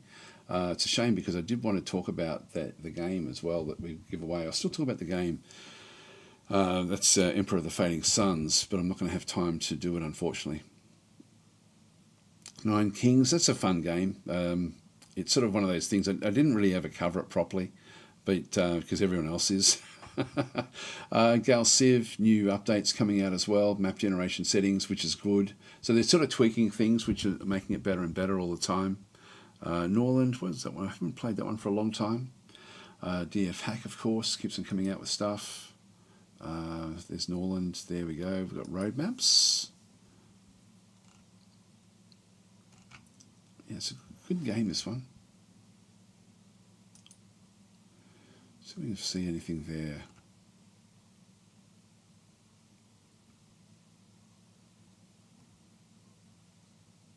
Yeah, it looks like there's going to be a lot coming, actually. I think I might have to start getting used to playing this game. Looks like it's getting better and better all the time.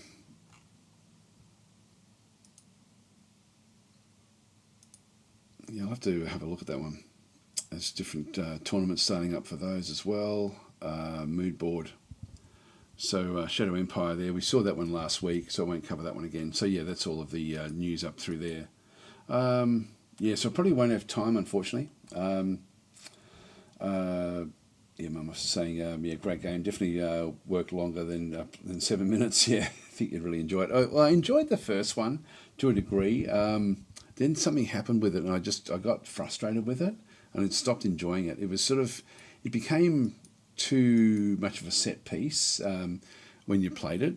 And that's what I quite like about Terminator. Like it's when you do the maps aren't random, but your positioning in them is, and the actual missions that you do in them is randomized as well. So there is a bit of procedural generation with the Terminator system. Terminator for me is just hitting all the right points for me. Like it's difficult. You've got to really plan things through.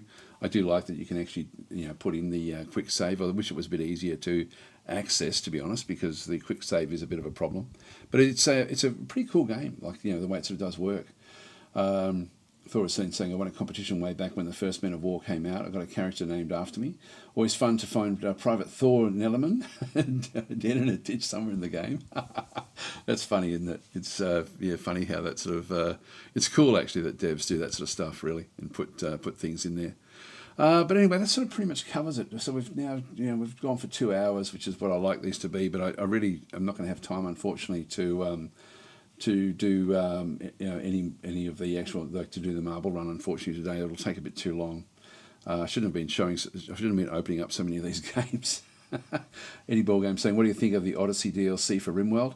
Yeah, love it. Absolutely love the scope of what that does. That's really really cool. Actually, we'll just finish off with. We'll just go back into the larger screen and do Emperor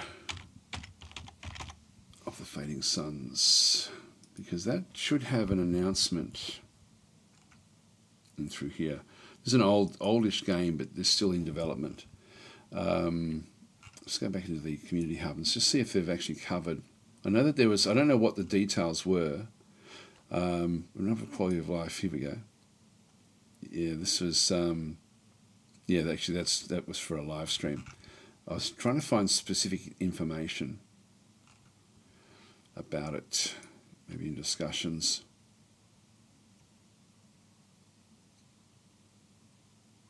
Yeah, that's true. It's it's okay. That's a shame. We can't actually see exactly what the new changes actually are. I was sort of hoping for a not just a live stream, but an actual, just basic information about it. Yeah, no, that's all too old. Yep, no, I can't see the information there. So because I was interested to sort of see what the quality of life changes were, because from what Andrew, the developer, had had said, it was it was. There's still like a lot of work that they're doing to try to make it more fun to play, which is actually pretty cool. So anyway, I'm going to have to leave it there, guys. So thanks for watching, and I'll be back again tomorrow. Actually, what was the game we had a look at? That was one of the games I was thinking, actually, Dominions. I might try to see if I can squeeze a Dominions game in tomorrow and continue on playing as Asphodel. We're sort of, where we are in that game is we're sort of getting close now to wiping out Ermor, and that's been really, really interesting. Like, we've got 2 death factions, but one death faction is trying to destroy the world, and the other one is trying to convert it into forest. So sort of like one goes to wasteland and one goes to growth. So it's sort of like on the growth death scales, like one is extreme death and the other one is extreme growth. It's fairly interesting. Anyway, I'm going to leave it there, guys. Thanks for watching, and I'll catch you tomorrow if you're